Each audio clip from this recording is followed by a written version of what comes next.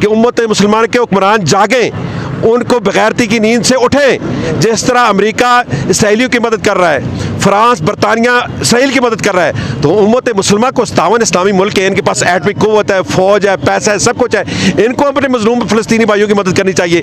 नहीं तो इन हुक्मरानों की इनका भी ठिकाना पूरा होगा।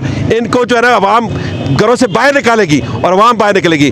90,000 से ज़ायद बच्चे और ख़वातीन जो है वो ज़ख्मी हैं और 10,000 लोग लापता है। और गज़ा की हालत ये है कि पूरे गज़ा को मलिया मेट कर दिया गया है। वहाँ की मसाजिद को शहीद कर दिया गया है, वहाँ के हॉस्पिटल्स को तबाह बर्बाद कर दिया गया है, वहाँ पर जो स्कूल और कॉलेजों को तबाह बर्बाद कर दिया गया है।